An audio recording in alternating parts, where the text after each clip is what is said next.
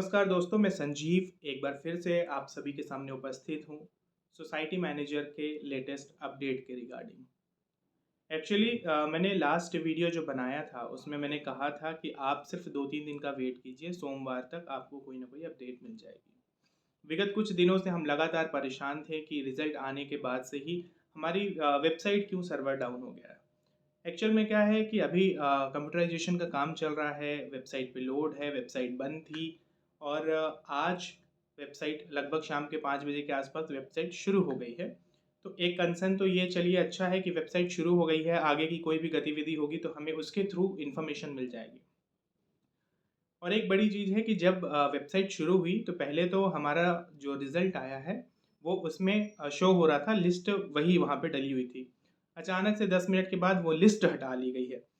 जैसे ही वो लिस्ट हटी है, सिलेक्टेड कैंडिडेट के बीच में एक भूचाल सा आ गया है। जायज़ है। मैं एक चीज़ कहूँ कि जब हमने मार्च में परीक्षा दी है ना, तो परीक्षा देने के बाद से ये 6 दिसंबर तक का सफ़र भी हमारा इतना डरावना नहीं रहा है, जितना ये 6 दिसंबर से लेके 18 दिसंबर तक की जर्नी रही है। लिटरली मतलब आप इतनी मेहनत करते हो, मैं पर्सनली अपना बताऊँ तो मेरे 148 नंबर हैं। मुझे पता है कहीं से कहीं तक मुझे कोई प्रॉब्लम नहीं है, लेकिन बावजूद सच है कि टेंशन होती है। टेंशन होती है और मुझे अपेक्स से रिलेटेड जितने भी कॉन्टैक्ट नंबर मिले हैं ना, मैं लगातार कॉन्टैक्ट किया हूँ और मुझे वहाँ से बताया जाता था कि कोई प्रॉब्लम नहीं होगी और सोमवार तक का इंतज़ार करने के लिए कहा जाता था। इवन कुछ सर तो ऐसे थे कि वो जानने लगे थे और बोलते थे, "बेटा आप इतना परेशान मत हो, कुछ ऐसा प्रॉब्लम नहीं होगा।" तो मैं आप लोगों से भी यही कहना चाहता हूँ कि जो अभी लगातार टेलीग्राम और व्हाट्सएप ग्रुप्स पे कन्वर्सेशन चल रही है, प्लीज़ इग्नोर कीजिए।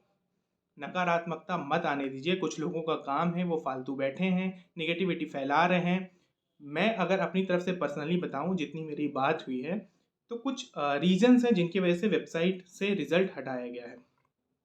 सबसे पहली बात, एमडी सर ने अभी अपने जो लेटेस्ट उनकी बात है उसमें उन्होंने कहा है कि ग्वालियर जैसे जो बैंक हैं जो घाटे में चल रहे हैं, यदि वहाँ पे बच्चों का सिलेक्शन हुआ है तो डेफिनेटली हम उनको बाहर तो नहीं कर सकते, उन्हें हम नज़दीकी दूसरे डीसीसीबी में भेज देंगे वो। तो पहला कारण ये है।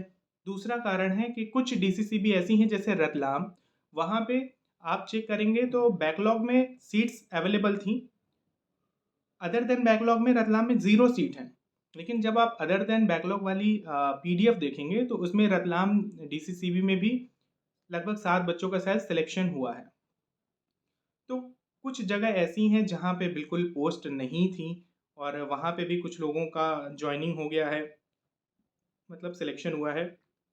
तो ये कुछ एरर्स ऐसे आए हैं जिनको मॉडिफाई करके आपका एक फाइनल रिजल्ट दिया जाएगा। तो आपको इतना निगेटिव होने की क्या ज़रूरत है कि मेरा नाम बाहर कर दिया जाएगा? क्या आप ये नहीं जानते कि अगर एक बार उन्होंने पीडीएफ दे दिया है, तो आप उस पीडीएफ को रखिए अपने पास। आप उस पीडीएफ के थ्रू माननीय कोर्ट तक जा सकते हैं।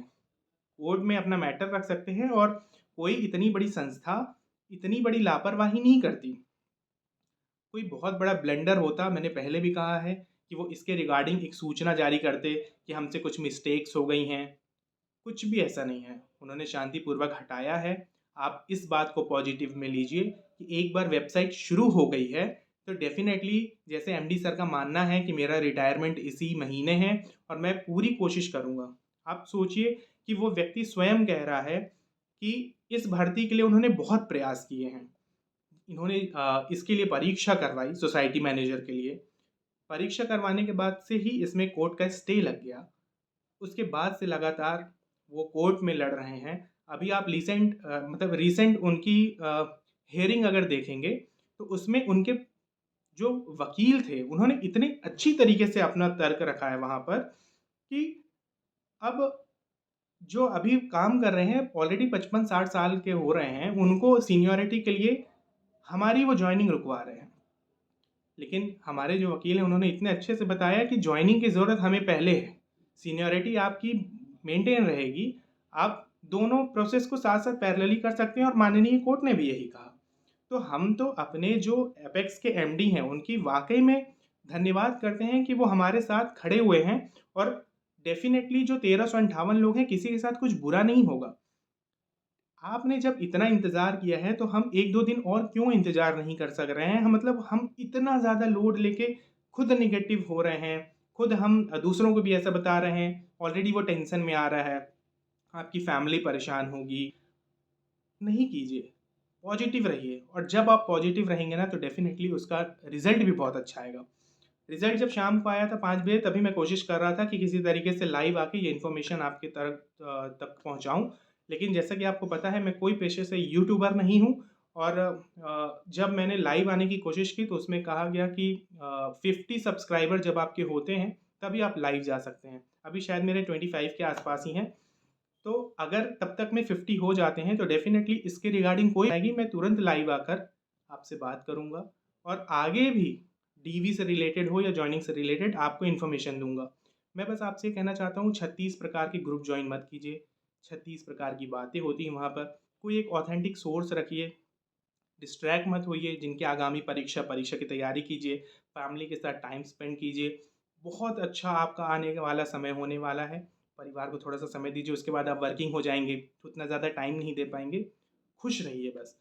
मैं बोल रहा हूँ, भगवान हमारे साथ है, भगवान बहुत जल्दी सब कुछ अच्छा करेंगे। इससे रिलेटेड और कोई जानकारी हो तो आप कमेंट में पूछ सकते हैं और जैसे कोई दूसरा अपडेट आएगा, मैं आपको इन्फॉर्म करूँगा। All the best.